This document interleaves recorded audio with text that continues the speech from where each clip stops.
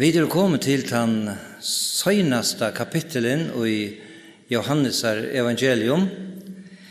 Det den 21. kapitelen.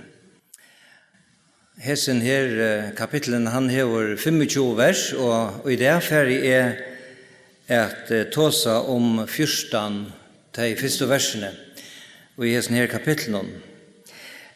Og i seneste kapitlet, 20. kapitelen, som vi hørte,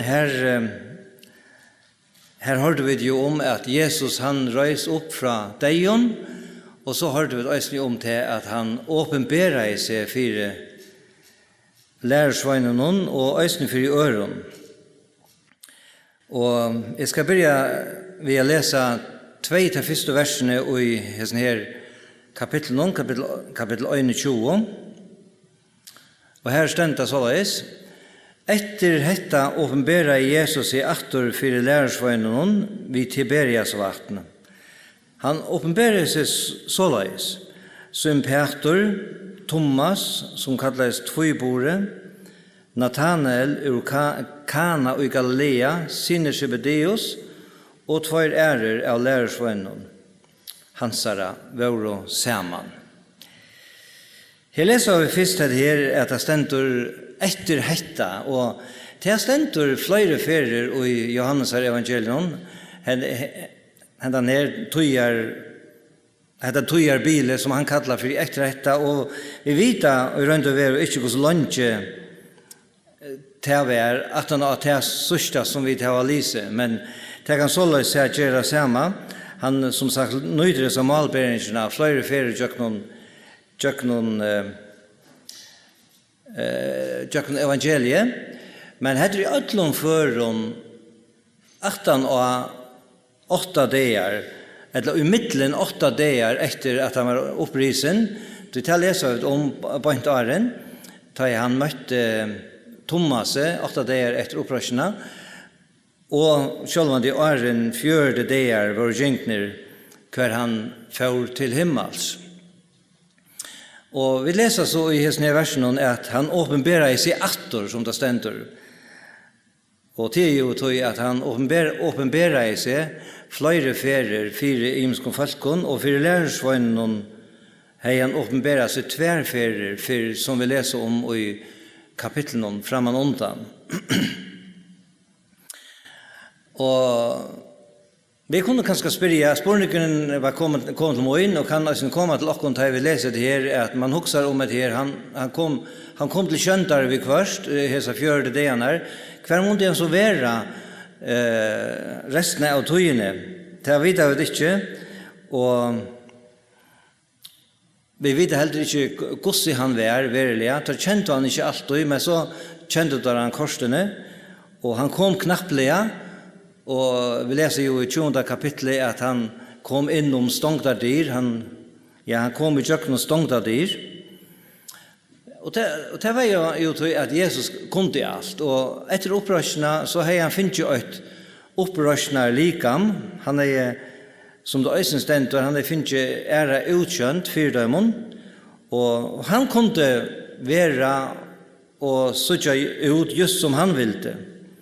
Vi leser jo også om etter Arne han døye, at han, vi kjenner kanskje søvnene fra tog at han fører opp av fjallet, sammen med 3 lærersveinen, og her stender det jo at, understand i evangeliet, at han fikk ære utkjønt 4 tøymon. Men samtidig vet vi til at Jesus, samtidig som han heier et opprørsende likam, som vi kanskje kunne kalle det, som kunne fære utgjøkken høyst, så var han øysene et vanligt menneske, øysene etter at han var opprisen fra dem deg. Vi så ikke til at han var en mæver, vi er blåe og holdte, og det så ikke på imenska mater, til flere dømer og prekk om det, øysene i hesen kapitlen som vi får komme til. Det stender vers i Apostlesøen 8, og det stender her, det her 4 tøymon, og til var lærersveinen, hei han øysene, etter at han hei lie, vust seg livande, vi mongon prekvun, vi til at han i 4 dager lærte å skjutja seg, og tala om det som høyre rujtje Guds til. Stender i Apostelsøn 8:3. Så vil det ikke si at tar alla tøyina sauan, men at han visste seg flere ferer tar 4 dagar og han får til himmels. Men 2 ferer og i hesten her første versen, kapittel 21, vers 8, her stender så at han åpenberer i seg. At åpenbera seg, det kan også tøyast at han gjør det seg skjønnelig, eller gav seg til kjenner, eller kom til kjønter. Og så leser vi også i hesten i første versen hettar at han åpenberer seg atter for lærersveinen vid Tiberias vatten. Dette Tiberias vatten har vi tått som før. Det var også kallet for Galilea vatten, eller Genesares vatten i evangelien. Og jeg nevnte det her, og det stod i Johannes evangeliet kapittel 6 og 1. vers, det sender så leis. Etter hetta får Jesus iver Galilea-vatten, Tiberias-vatten. Og jeg hadde nevnt at årsaken til at Gustav har i Heseberg i navnene, først var det kallet bei Genesares-vatten og Galilea-vatten, men navnet Tiberias-vatten, det fikk det ikke for en av forsøttene, etter byen Tiberias, som var bygd av Vesterstrandene av vattnen omlai 26 år etter Kristi føying, etter en romversk kejsare som Tiberius, som var kejsare Teamonte. Og så til best Johannes som brukar hettar høyte av som vatten Tiberias vatten. Og det var sånn at han visste jo at det så løs, vid at han ble så gammal og skriva ikke det her evangeliet for kanskje en 3,5 år etter at Jesus var ferdig til himmels. Og vi sier fra evangelien at Jesus har sagt at han skulle hitte han i Galilea. Han sendte mer enn øyne i evangelien. Og Galilea, det var jo her nord i landet. Han var jo deier i Jerusalem, som stor i landet. Og han har sagt ved lærersvennerne, mer enn øyne at de skulle fære til Galilea. Her skal de hitte til dem, ta opprisen. Med landa har han sagt ved kvinnerne, til sender Matteus 28:20, at her, Jesus sier vidt der, øttest ikke, færre og sier vi brøvermøyner, at de skulle fære til Galilea. Her skulle de sitte med. Og nå var det atter her norre i landet, norre i Galilea, som det som mengan før hadde vært, sammen med Jesus. Og her, som Jesus har gjort flere av sine store undron, nemlig vi og Genesares vattnet og etla vi Genesares vatten. Her har jo Jesus gynnke en av vattnen. Her har han bygget Peter komme ut av vattnen til før Peter ville slippe å gjenke av vattnen i til Jesus. Her har han høyt at vind og alton, og til å bli blik av lakene til det har vært øtner vever. Her har han gjort et under, ta han ber Peter lette ut av dypet, høyast har ikke høyt å finne alle nottene, så finner han sånn ikke at gøttene skrattene av, og de måtte råpe om hjelp.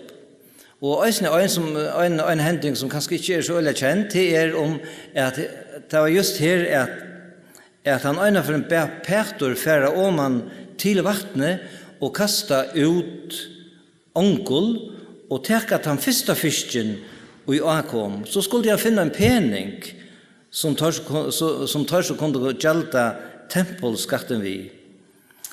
Og det hendte i øysene. Og det var øysene her ved vattnet at kanskje det aller største undre som Jesus gjorde, eller det best kjente i ødlenføren, hendte, og det var da han mette 5.000 menn omframt kvinnor og bøten. Kanskje under 20-25.000 folk. Vi 5 breien og 2 med fiskon. Og det kan også vel huksast at det var just her han ville hitta lærersvennerne øyne fra træt. Her tar han det oppleva så mengt underfullt sammen vi herresøgnen. Helst hei han øyne atlan vi just hæson. Han ville evelest minna lærersvennerne enn øyne for alt det underfulla som tar høtt og oppleva sammen vi honom vid vattnet. Han visste, Jesus visste sjålande til at visste hver i avvirskan til kan gjøre av mennesker er komme av et sted og endur oppleva til som tøymen øynaferne hei vært fyri av tog stedene. Og kanskje var det for å styrke tar av veikotrygg at han hittet tar just her. Her tar hadde oppleva sånn jeg underfullt samme vi honom. Trutjar av tøymon som nevnte vera, som Peter og sine Zebedeus, altså Jakob og Johannes, kallet han just her omløy 3 år framan undan. 2 av hesson av nevnter, som det sender. Det sender bare 2 av lærersvønnen hans her, og så var det gitt hvor det utan at det nejut, men det var kanskje gitt at andre av dem var Bøtjepeter, som også var fra områden, og Filip, og vi var ur Betsaida, som la takt vid Genesarets vattne, eller Tiberias vattne. Her just her, kanskje just her som der var, hei Jesus, omløy 3 år fram og undan, kattla 4 av sønnen lærersvennen, Peter og Andreas brødrene, og så Jakob og Johannes, som også var bodjar. Og biet har fylst visser, så skulle han gjøre tar til menneska fiskemenn. Og så var det tar farner fra baten og gøttenen. Og her, som han byrja i Vittøymon, hei han kanskje ho til at her var øyne av sørste og samrøvene av Vittøy, og han har ført til himmels. Annars var det skjei og i tale, som det stender i versen, som Peter, og så det Thomas, som annars ikke var vi, først og fer, at Jesus åpenberer seg for Vittøymon, og onker heldte kanskje at nå var han her, og han heldt seg så nær til Peter som mulig, for det var helt viser i at være her neste for Jesus åpenberer seg. Så var det Nathanael, som tar hilde var den samme som øyne vil kalla for Bartholomeus, og så var det sine Zebedeus, Jakob og Johannes, og så hese her bare avnevnt og menn som var her den dag. Hver hine lærersvennene var, ja, det får vi så ikke å vite om. Så leser vi i 3 verset. Som Peter sier til Vittar, ferdig ut av fiska. Tar så vi han, øysene vidkommer Vittar, så fører det av sted, og fører i baten, men til noktene finner tar ikke. Det mest naturlige 4 Peter, og øysene hinner fiskemennene, det var å føre ut av fiska. Det har Peter gjort alt løyve, og nå, medan det boi av etter at Jesus skulle åpenbæra seg, som han har sagt, så fikk Peter ho til affæra til utdragere. Som vil jo være vi, at Peter hesa løtene, han avgjør det affæra ut av fiska, sveik sitt kall om at gjøres menneskefiskare.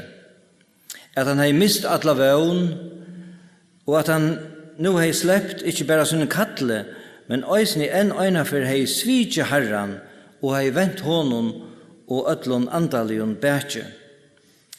Jeg halde ikke at det nekka som bender av at så Det er ikke synd å fære ut av fiska.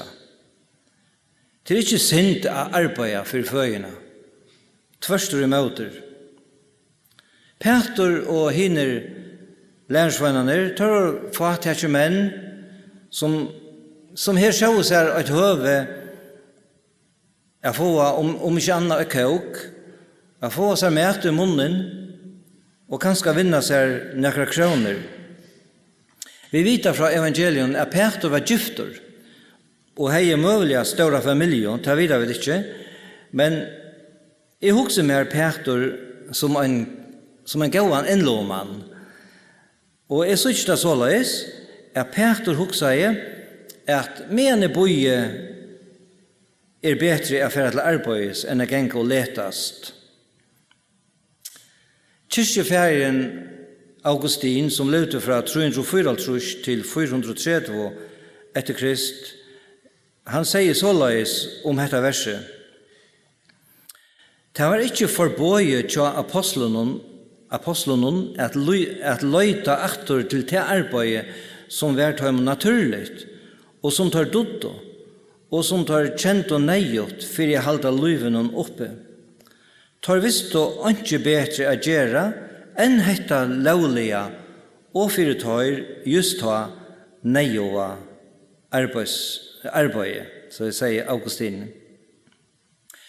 Det alvarskjema og stora versk som Peter og hine lærersveinar var kattleir til, å fære ut i heimen, å praktika evangeliet, skulle ikke byrja før at Jesus var ferdig til himmels, og heile anden var kommet til gjerrar av Kvitsånda, som ikke var før en halvtrus dager etter opprørsene.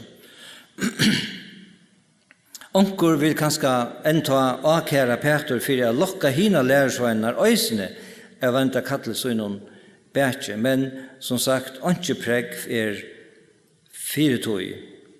Og så stendur og i som versen så foretar av sted, og foretar i baten. Skulle jeg legge mest til at her stendur i baten, det stendur i bunden og forme, som aller helst viser at det er en avvis bater, helst bateren til Peter, som man mulig nytte ta i høve best. Høyest det visst ångastene stendur, så kan jeg vel hoksa meg at Peter øysen i etter at han var ferdig ut at praktika evangeliet av og av førser og en utrøratur. Men så igjen stendur i som versen men til noktene finner dere ikke. Ja, det er naturlig til fiskemannen ikke å få, og så øysen å få en egg. Det kjenner føringer nekk til. Vi kvørst fiskor, og vi kvørst fiskaløyse.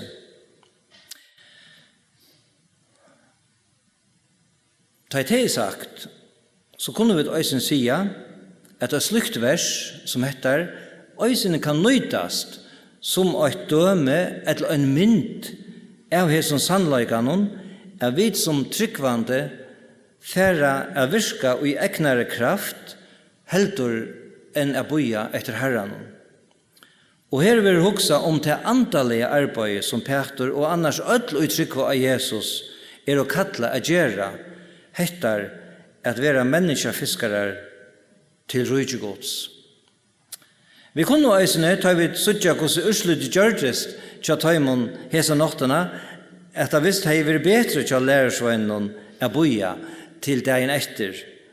Ta Jesus var kommen, er ferdig ut av fiska, tog som vi ferdig suttja og hesson kapitlen, så gjekta betre ta.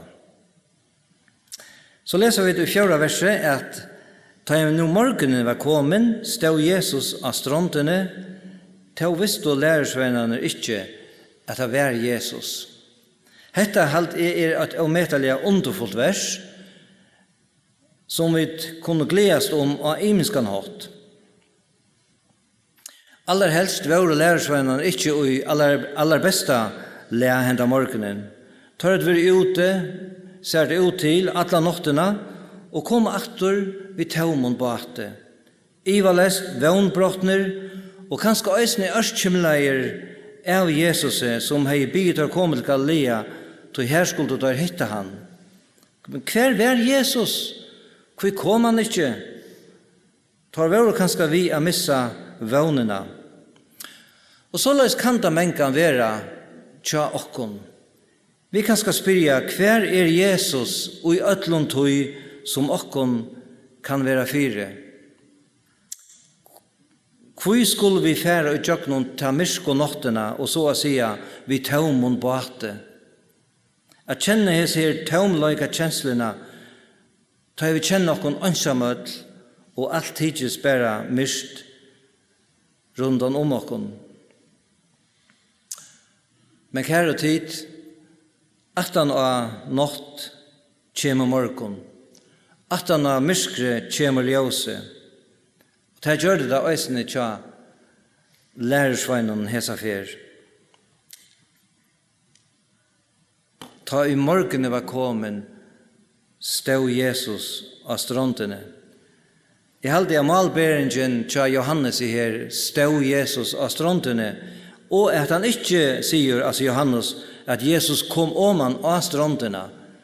Det sier okkon just hettar at Jesus, som flere fer etter opprørsene, knapplega stod her av strandene. Han åpenbæra i seg, som det stod i første verset. Og dette verset enda vi heson, «Tau visst og lærersveinen ikke at det var Jesus». Mulig var det helt naturligere årsøkker til at de ikke visste at det var Jesus. Det var mulig så tullig om morgenen at det ikke var vært helt løst. Det var det her nere i Israel var det knappligere løst enn her til åkken. Kanskje var det så mye fra landet som det var, at det ikke holdt sjå hvor det var. Men jeg trykker til at årsøken til at de ikke visste hvor det var den samme som til dømes til Marie og Magdalena, som midt om dagen ikke visste at det var Jesus som hun sa. Det leser vi om i de 4 kapitlene, da Jesus var risen opp, det stender i kapittel 20, vers 14. Da han hette har sagt, vendte hun seg, altså Maria Magdalena, og sa Jesus stande her, men hun visste ikke at det var Jesus. Det samme var det også vi tveimon lærersveinen som fører til Emmaus. Tar kjent og heller ikke Jesus på en veien. Jesus heier som sagt et opprørsende likam, til at han samstundes heier et likam av holde og blåe. Han åpenbæret seg, han kom til kjøntar, han var ureksjon, han fikk en ære utkjønt, just som han selv ville. Men det som var det store og gledelige til lærersveinen var at Jesus var kommen, han var av strandene. Tar hytt og han i Galilea, just som han hei lova og som han hei byter gjøre. Jesus helter alt sine lyfter, og i hesson føren og i en løt og her helst hadde særlig bruk for det. Såleis Jesus. Han kommer ofta ta i neien størst. Han leter okon kanskje færre tjøkken røndar tøyer, men han har ikke glemt okon. Vi kunne kanskje minne okon av hina ferienar, just av hesson vatten ta i han kom til lærersveinar og i øtnar vekkren om 4 nottar vøko. Ta i myskast vær av nottene. Jeg skal bare lese 8 vers, så stender det i Marskos om det her. Marskos 6, 8-4. Jesus sa nu at han må gjekst ytterlig av vinna, tog til høyde andre ord. Om 4 nottar vøko kom han ta til tørra gengande av vattnen. Og så etter til 21. kapittel, vers 5, her da stender Jesus sier til Vittar, bøtten, her var ditt nekka at eta, tar svære av honom nøy. Jesus var ikke best kommen av strandene, han taler i øysene Vittar. Hva sier han? Kunne vi kanskje huske at Jesus, som en gang før, har alle årsøk til at djeva tar man en avbrøslo. Hvor bor jeg av det ikke etter inntil Eva kommen? Jeg har jo lovet det. så har jeg alltid kunnet finne en gavan fong, eller også over. Nei, han begynner ved å si bøten. Jeg har skilt at året som vi har trykt her tjokken til bøten, og opprona malen et øyelig fitt og omfevnende år, kunne vi kanskje si. Og han viser på en av veien ved å si etter året, viser han karløyka til torra, som han taler vi. Hvert enn tør hoksa om seg sjálvar. Kanskje at tar våre og nekre misetna i lærersvøyner, som ikke dotto til anna enn å fiska.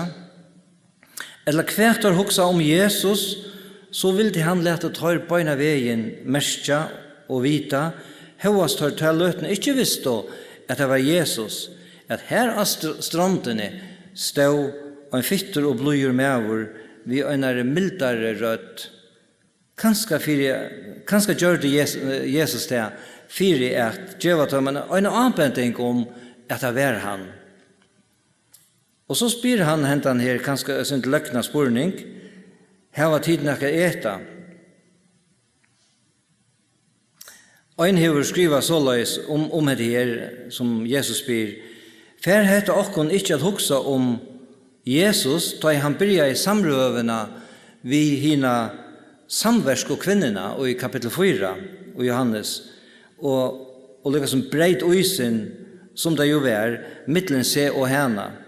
Han sier, «Gjøv mer å drekka». Og så sier det ned om det her, «Ikke bedre å få folk å kjenne seg vel, ta i deg hitta en fremmandan, enn høverstyr spurningar om helt vanlig mål ur gerande stenon». Men vi kunne kanskje spyrja, hvor spurte Jesus just henta spurning? Visste han ikke at det ikke hadde finnet, og ikke hadde vært eta? Jo. Var hans venker? Ja, det vet vi ikke, men vi vet at han kunne utvia seg føje og annan hårt om han ville. Det stender i 8. verset i sånne kapitlen, så vi får komme til om han har løt at bateren var en 200 elen til omlag 100 meter ur landet. Så Jesus må ha røpt denne spurningen ut til tør. Og lærersvennerne tar våre ekvelige famalter og svære av best nøy. Dette kan også tale til dere og lære dere en andalian sannløyga om at utan Jesus best tomløyge. Her var vi ikke anna, eller her var vi ikke han vi ui okkara livsins bate få vi ikke, og her var ikke at eta andalia tala. Vi svelta andalia. Vers 6. Han sier, Vittar, se til ut gattene høyre med i baten, så skulle til få. Ta sette det ut, og nå var det ikke ment til å dreie det opp, så nekker fisker var ute i. Som vi tar seg, og i djøkken alt evangeliet, så et høvus endamal til Johannes at vise okkon guddomløyka Jesus her, at han samstundet som han var et vanligt menneske, øysene var god, og vi var kommet her nyer. Således øysene vi her som versen om. Jesus visste nok røynelige hver fiskeren var, og bet å skjeta gattene ut høyre med i baten.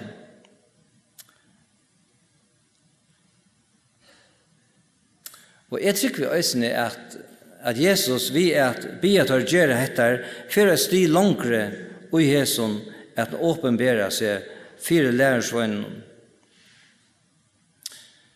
Og så kunne vi kanskje spørre øysene, hvordan ber det til at skjei, trøtter, mødleiser og vågnbrottner menn, som hadde fisket alle noktene og ikke finne, gjør det etter ravnen fra en fremmanden, avkjenten langkrabba, som det kanskje helt an være, av stranden i henda morgenen. Jeg trykve at en løgntkraft og en avvirskan som da ikke kunne stande møter kom vi boven fra hese mannen. Så at høyr, utan kanskje a skilja kvui, finko ho a gjera etter boven fra hese nere fremmanda.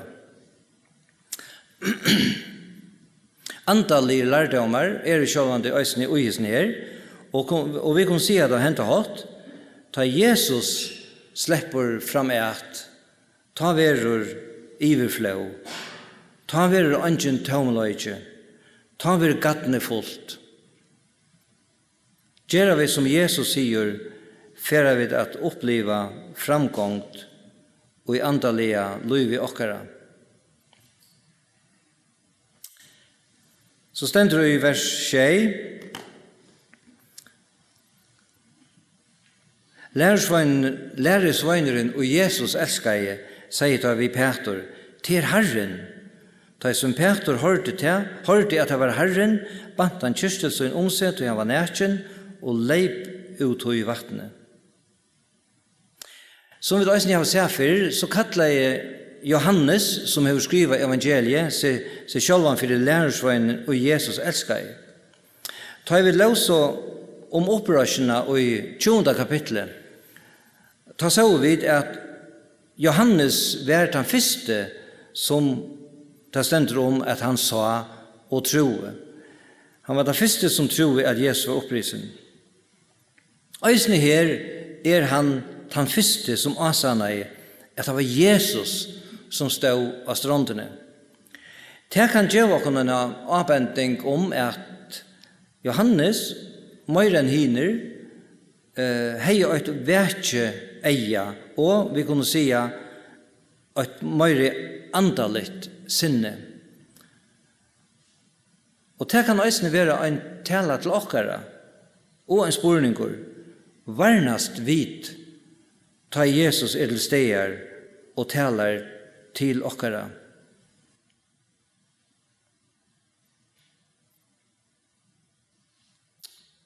Vita vid at det han, og kunne sia, som Johannes sier ved Peter, det Herren.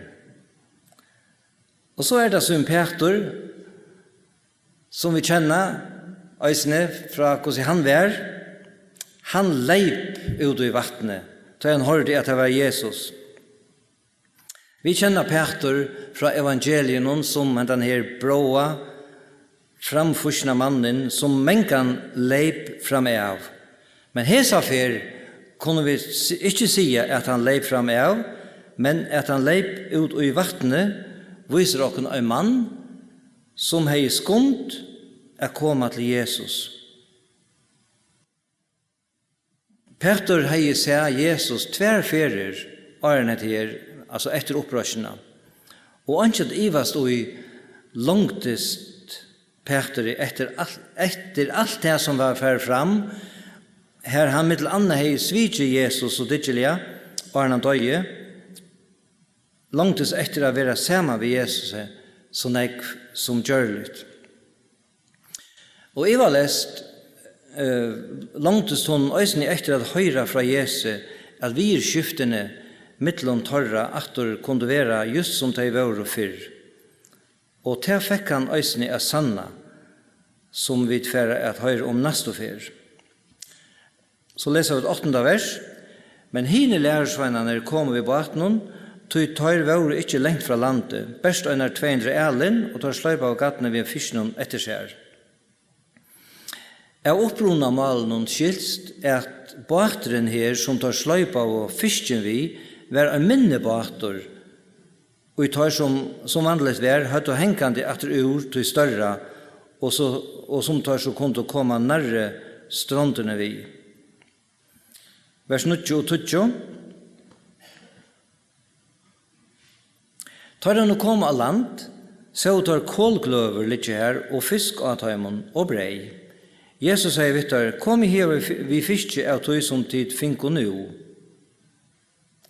Her sørger vi til at Arren, lærersvennerne var kommet ved fiske, hei Jesus langt og tendra på all, og hei bei fisk og brei til røyer til torra. Det kan få å kunne huske at han enn øynafyr har gjort et underversk vi breie og fiske. Her, møvelig just av samme sted, hei han for ikke så lenger tøysøyene metta 5.000 menn omfram kvinner og bøten vi breie og fiske. Og hettar vi at det stender at her lov kålgløver, det bare øyne ærestand det stender om det, vi kålelte som det vil kalle øysene, det var i kapittel 18 og vers 18, ta i Peter inn i borgen til Pilatus, høyde i seg vi kålelten. Det stender således i Johannes 18, men tjenerne og sveinerne høtt og kynt opp kåleld til kaldt vær, og stod nå og varmte seg, øysene Peter stod tjatøymon og varmte seg. Vilte Jesus kanskje øysene vi Jesus minne han og det, og at nå var alt brøtt. Nå var Jesus her, og han var vi at gjøre dem en gode måltøy. Så leser vi i vers 11, ta først som Peter i båten, og drog gattene av land. Fullt av stauren fiske, 103 og tog at så mennesker våre skrattneie gattene ikke. Anker har nevnt at 2 underversk nevnt og hans ned stort av versen. Anna, så nekker fiskar helt og vanligt, særlig at det ikke det finnes. Hitt at gattene ikke skrattneie, som har vært sannlykt, vi så nekker fiskene i. Vi kunne bare si at Jesus har en atlan vi øtlundtøy som hendte, og det hever han sjølvandi alltøy. Så stender det i vers 12 og 13.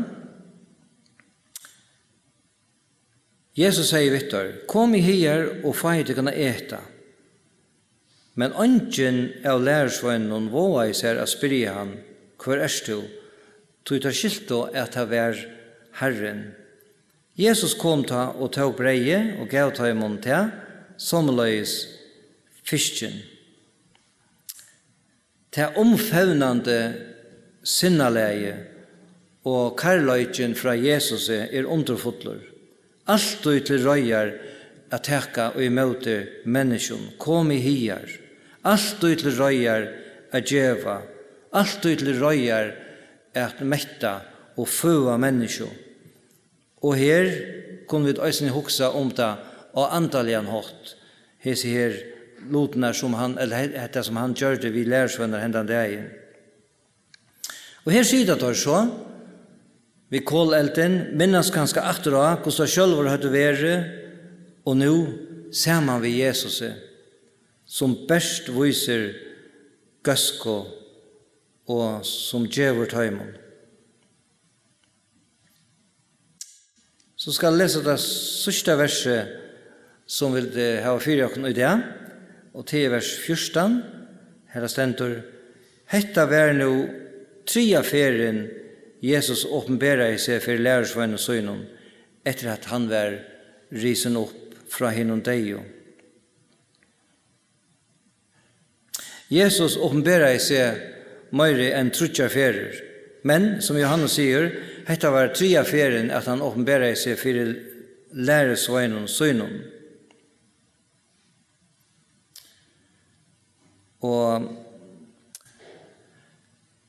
vi kan enda vi snir hukse om her, at Jesus, vi sier det så grøytlig, at han ville gjøre øtlom grøyt, at han var opprisen. Ønsken ivi skulle være om det. Og tog vorste han seg aktor og aktor for mennesken, og han fører til himmels. Spørningen det så hettar, ivas to i Jesus, ivas to i opprørsen hans herre, ivas to i at han livande. Det bare øyne på, vi kunne gjøre, og det venter til Jesus nå. Han den samme i det som han vet ha. Känner du til tauman som lærersvennaner? Varst du ikke hver Jesus å finna? La meg si at han bønt her. Han stendur så å si av strandene og bøyer etter ter. Ent du kommer vi han, vi tog noen taumløyka, vi tog nær synd, og øtlund tog som kan være som trønger av. Og han vil gjøre det her et evigt liv, først og fremst, og så vil han være vittar alle reier inntil endi tøyene, som han selv sier. Skulle be sammen.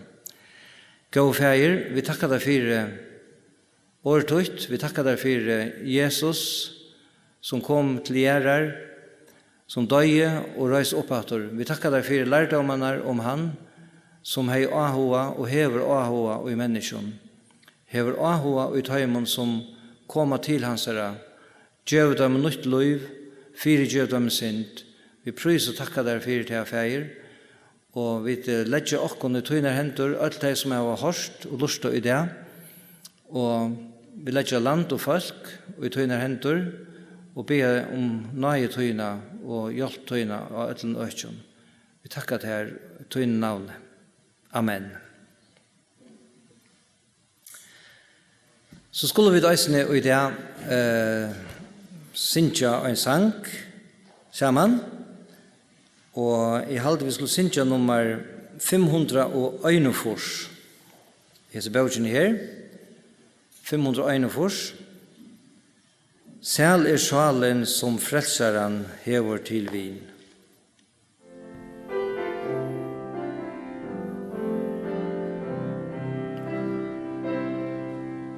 Sæl sjalen som frelsaren hever til vin, øyer aksina herran tja. Ønske tunga færsak fra tøy glede, tøy trygg, som hans hinor fær